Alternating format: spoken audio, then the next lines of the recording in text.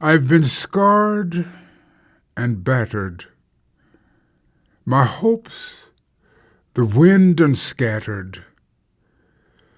Snow has frizzed me, sun has baked me. Looks like between 'em they done tried to make me stop laughing, stop loving, stop living. But I don't care. I'm still here.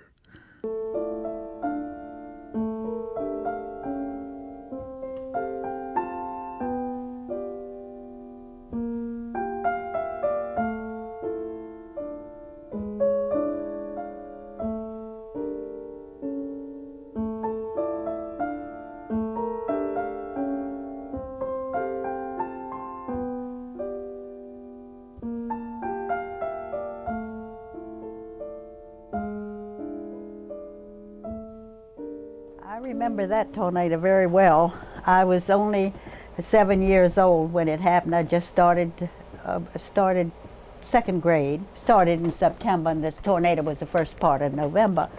And I can remember we had had lunch, and we had resumed our studies, so maybe 1 o'clock. And it was a very warm day, very warm. And it's about 1:30, I guess it was, a little before that maybe. It got real dark, and the first thing I remember was that the wind started blowing from all four sides. The windows came in. The wind was forcing the windows to come in, east and west and north and south. And then the next thing I remember, if the school just spun around and down it went. And I thank the Lord wasn't hurt very badly. Thumb was broken and some cuts on my arm. It was just a few minutes before 3 o'clock that I heard a rumbling roar and the wind seemed to increase tremendously. I was just getting ready to take the children to some safer place when the glass from all the windows blew out. The children had started toward me then, and were beginning to group themselves about me, when it seemed as if everything in the room and about me had been pulled up by some unseen hooks. Then we were flying through the air. It seemed to me as if some of the children and parts of the building passed by me several times. I lost consciousness then. The school building was not blown over, but seemed to be squeezed and twisted toward the center. I closed my eyes, realizing the horror of what was to come, and when I opened them again, the building was a mass of wreckage. Screams were filling the air from under the debris. Some of the children had managed to escape and were fleeing from the scene. Others were injured and groaning and crying. I went back to my office and summoned aid, while a large crowd of residents surrounded the wreck and started to free the imprisoned children. Oh yes, we had double desks in that school, if you know what double desks are. Just like a regular desk, but the two of them are right together. In fact, the top of the desk where you would write, it was all one big desk because somebody else was sitting right here. And the girl beside me was killed instantly. As I think I told you, 13 were killed right then and there on the spot. And then 3 or 4 more died later, 3 or 4 days later in Providence Hospital. I was not in school that afternoon. I'd left earlier to go to the dentist for an appointment. His office was in his home. And when we heard the wind roar, his wife took me to the window. It was horrible. We didn't have fire or rescue squads in La Plata in those days. And someone put Mary Ellen in their car. She was so badly mangled and died on the way to Washington. It was a blessing. And I saw an old man down there. He was removing some of the lumber so he could get more children out. He saw me, that I was out, and he told me, he says, my pickup truck is right out here. He didn't say pickup, he said, my truck is right out here, and I want you to, since you look okay, I want you to get in the back of it, and I'll get a few more children, and then I'll take you all home. I guess he assumed everybody lived right here in La Plata. Well, maybe they did. Anyway, I got in his truck, and I thought, gee, I'm not hurt. I'm going back and look for my little sister. She was only 5 years old, but she had begged to go to school with me. And finally, the teachers had told my mother that she could come one day. So she went to school with me that day. So anyway, I got out of his truck and I thought, I'm going to look for my little sister. So I walked around, and finally somebody brought her up on the hill. See, the school was on a little knoll, and Harriet had been blown down in this ditch. Harriet and there was a total of 3 children had been blown down in this ditch, not too far from the school. But anyway, somebody had found them and brought them up to the site where I was, where the school was. So I spied her and I said, come on, Harriet, we are going to walk home. Because, I mean, I thought I was all right except this thumb hanging down. So anyway, Harriet didn't have a stitch of clothes on her, not one piece of clothes. So she was able to walk, as I say, behind the hospital. She was able to walk up to the railroad track where the Sycamore gift shop is right now. It used to be Farrell's store. We were able to walk that far, or she was, and then she kept falling down on me, and I had to drag her the rest of the way home. So we got in the house, came in the back door. My mother took one look at us and she said, what in the world happened to you kids? Well, of course, I had never heard of the word tornado, you know, just being 7 years old. And I said, Mama, I'll tell you exactly what happened. I said, the wind blew real hard. It knocked the flagpole over, and the flagpole knocked the school over. I mean, that's all I knew. Well, Mom took one look at Harriet. She didn't know where Daddy was.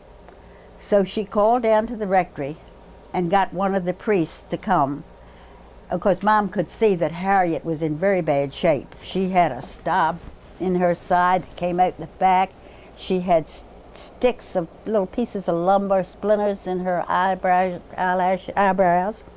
And she was definitely in. One arm was hanging, which eventually we found out that was broken in 3 places and the elbow bone crushed. Well, anyway, Mom got the priest from Sacred Heart here to drive her to Providence Hospital. We had no hospitals here in La Plata. So they got up there. The priest took Mom and Harriet up to Providence Hospital. In the meantime, my father was putting in a new furnace in Old Boland's Hotel here. And somebody came in and told him that there had been a tornado at the school, that the school had been demolished. So Daddy ran home, changed his clothes.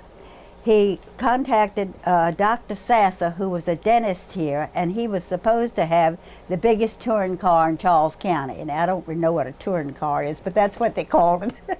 So Daddy borrowed Dr. Sassa's car and went right to the school site. He thought with a big car he could get a couple more children in the car, kids that needed hospitalization. So Daddy had 3 or 4 of the kids in the car with him. A couple of them died on the way up the road to Providence Hospital. And when he got up there, he found that some of the La Plata, he found the names, some of the La Plata people were there and reported that some of these kids had been killed. Well, one report he heard was that Harriet Lorenz, who was my sister, had been killed. However, that was false tale. Harriet was not killed, but she did stay in the hospital 5 or 6 weeks before she was allowed to come home. So I well remember that day.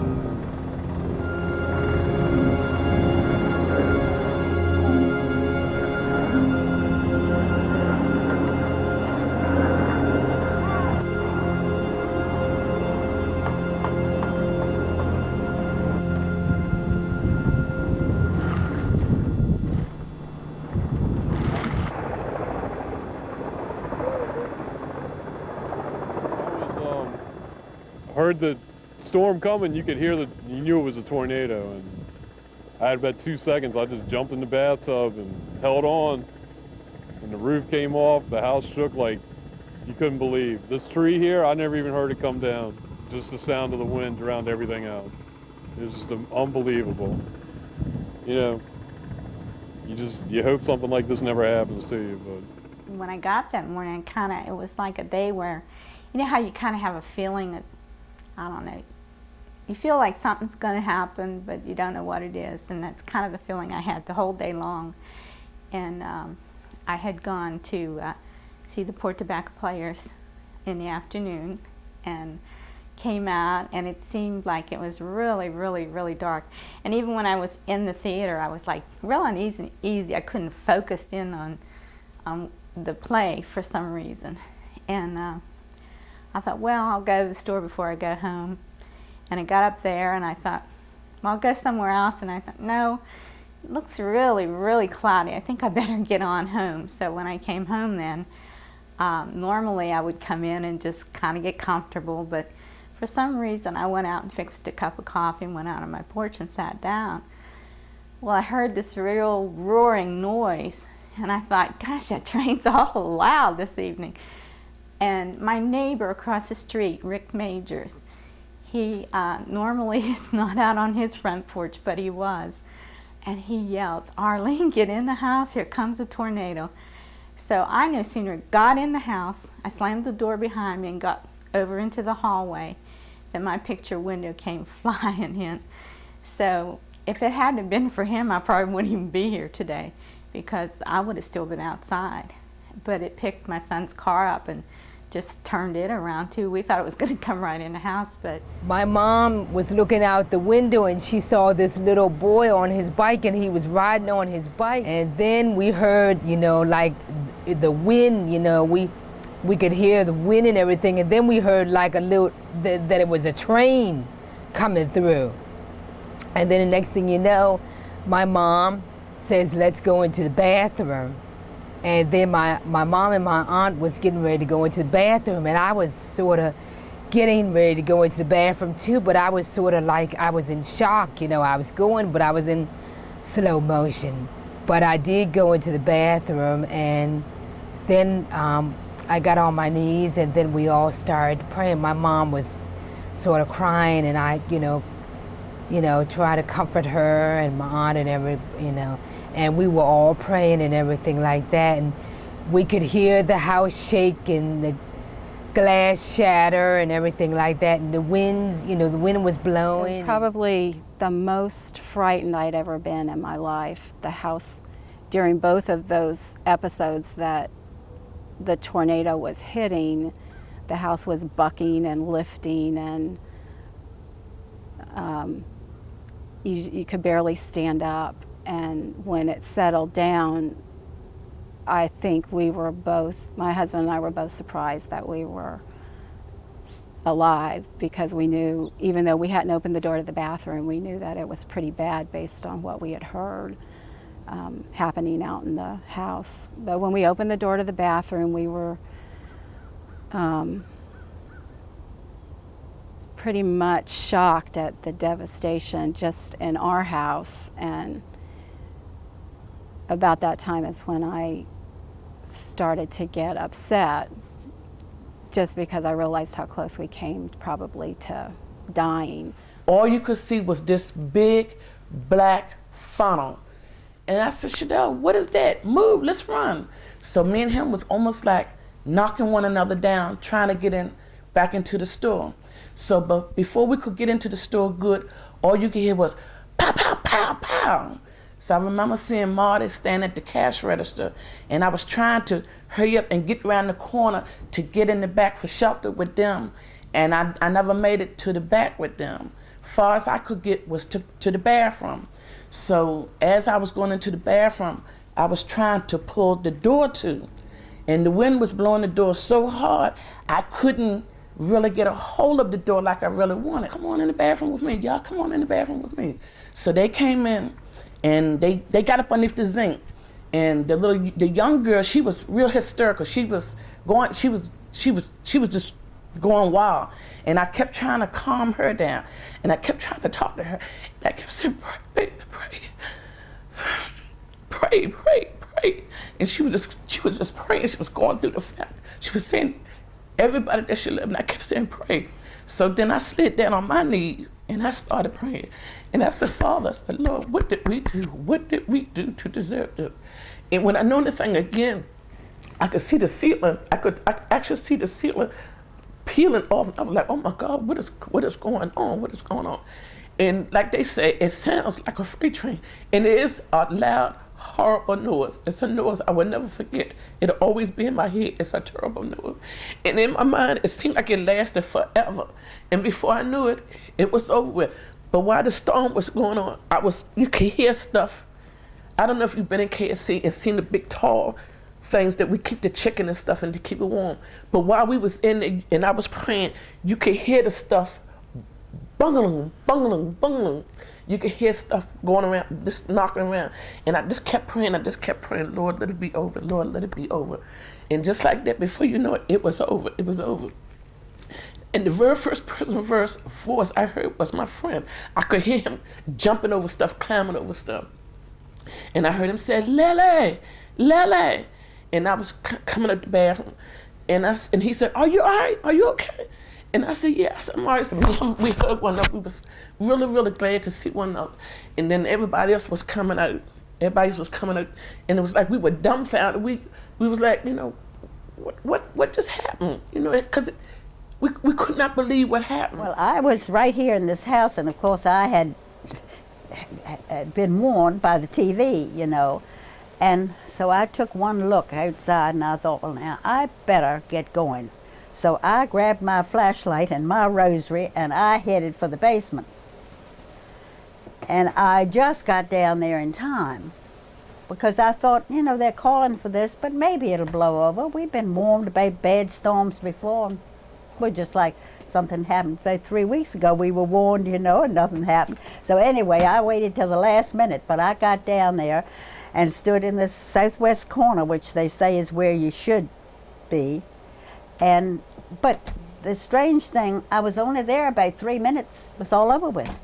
And so many people tell me that too, the people who took to the basement said they were only there a few minutes. And I did not have any hail. Some of my friends just a quarter of a mile away have told me about the big hail they picked up, but I didn't see a thing here. I don't know how to explain it, because, well, I just couldn't believe that much damage could be done to our town. And everywhere we walked, we saw these horrible messes. As usual, my dad's sitting right where Mom's sitting, turning on the TV and stuff.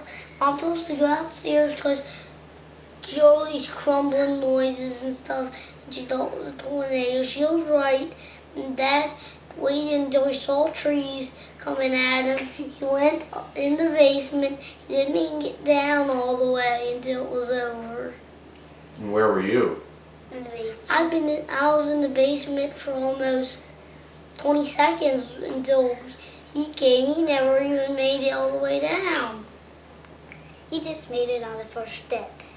And when the tornado came, up there where they're knocking that house down, Mr. Headley, and he was not home. He was somewhere shopping. Luckily, because his roof got torn off, all his floors were cracked.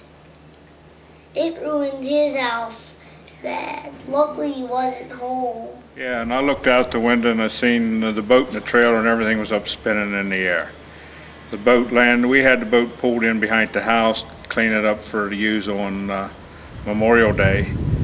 And the boat landed about 75 feet from the house whenever it landed in the woods. Had a hole up through the bottom. After I seen that, then I told her I was going to a little bathroom on the first floor, because that's where we always said that we would meet if something would happen like this. And I started out of the kitchen towards the small bathroom, and the front door flew open, and it just sounded like a freight train coming. And I went in the bathroom, shut the door, and I tried to open the door, but the wind was just that great that I couldn't even get the door open. The storm probably only lasted 45 minutes to a minute at the most. 45 seconds. 45 seconds, I mean, to a minute, and then I came back out, got out of the bathroom, and went to try to find her because she never came in with me. I had gone around, we had a stairwell that you could go around the whole way around, and I went the opposite side of the hallway. So I got as far as the laundry room door, and I just felt everything shaking, so I just held on to the doorway and didn't really realize. My first thought was I heard the siding ripping off the house. It sounded like the siding. And so many people have said, well, what did it sound like? Well, I remember it was loud, I remember crashing, but how many sounds can you hear or remember in that short of a time? And someone said, how long did it last? I said, how long does it take to scream Roger 3 times? Because that's about all the longer it lasted. And when we came around the corner, I heard him holler my name, so that was just like, everything was okay then, you know. See, one car had them flipped over, was another one that just, it looked like it had lifted up and just put it over there. We just could not believe what we saw that day.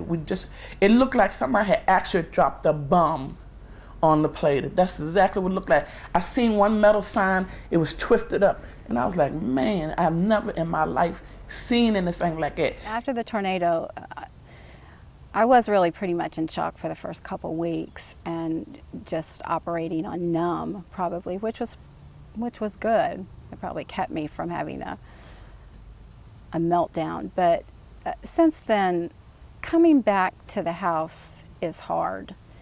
And every time you come back, it looks a little worse. It's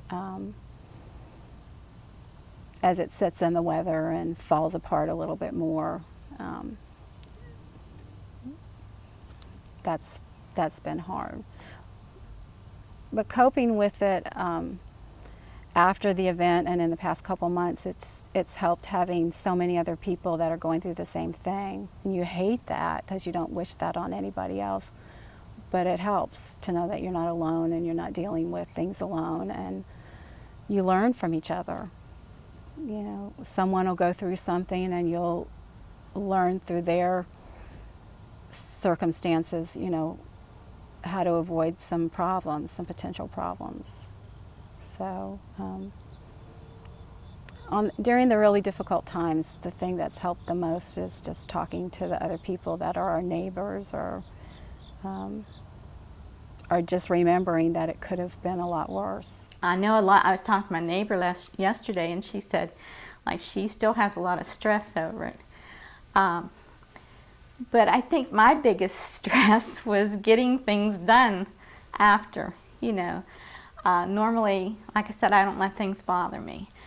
But just not being able to get my siding on my house was just getting so frustrating to me. All that night, I couldn't sleep. I was real jittery. Every little noise got on my nerve. I kept saying to myself, I know it's gonna be okay, but it just, my nerves was just gone. My nerves was gone. And every 5 minutes I kept saying, Marty, you sleep? Marty, you sleep? He said, no, I'm not asleep, you sleep. So I'm not going to sleep. Because I was scared, I was really scared. And all night long, all you could hear was the sirens blowing, blowing, blowing, blowing. I said, my God, when is it going to end? When is it going to stop? There's no place like home. I think that's the biggest thing. And you know, when you think of everything in your life, all the stressful things that happening all at once, and they said about the Red Cross volunteers were wonderful, and they said about you know, that so many times marital problems happen then because you're under so much stress. And that scared me worse than anything. I thought, oh no, 'cause we'd just been married 20 years. And I thought, oh my, I don't want anything to happen there because we have a good relationship, I think. And that scared me. And yet you can see why, because you're both under the most stress you'll probably ever be in your life. After everything was all over with, for that evening, you know, I was kind of a little bit, you know, I was still in awe. I was thinking that we were going to have another one and another one was going to occur. but I was still wondering if the whole time my thoughts were on other people as well. You know, I was concentrating on thinking about other people, you know, how they, you know, if everyone else was saved, you know. I have always been a worrywart, but after this tornado, I decided I am not going to worry about things anymore. It's all in the hands of the good Lord. I just hope He knows what He's doing. I trust Him, and whatever comes will come. But I just don't worry anymore like I used to. It's no use. As I say, I've spent half my life worrying and didn't do a bit of good. And just one morning I woke up, I looked around, I said, I'm in love. I love this little apartment. I had to be a fool to say I didn't like it. And every morning that I wake up, I'm in love all over every day. And I thought, when I drove back to La Plata, I thought, well, we're still standing. I hope that I learn to not put my value into the stuff, that it's the people and it's the families, and it's not the things that you have that are the most important. And I think that's been, you know, driven home to me during all this. Other than that, I would hope that I would take away a sense of the real need to volunteer and help other people when situations like this or something as bad as this happen again, because that was really made a difference for us to have that help and that support.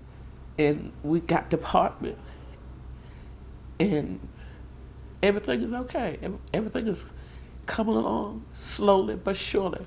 We're far from the worst, but we're far from the best, but we're making it. We're making it. And every day, we're coming on stronger. Every day we're coming on strong. It's getting better. It's getting better. It's getting better. And you got to keep your trust in God. I made up my mind. I said, I'm not gonna complain. I'm not. Ever since that storm came through, I try to look at life different. I'm not gonna complain. There had to be a reason why God kept us here. There had to be a reason why He kept us here. But I look at life. Life is good. Life has been good to me. Life has been good to both of us. Life has been good to both of us. I'll never ever complain as long as I live. Never. Life is beautiful.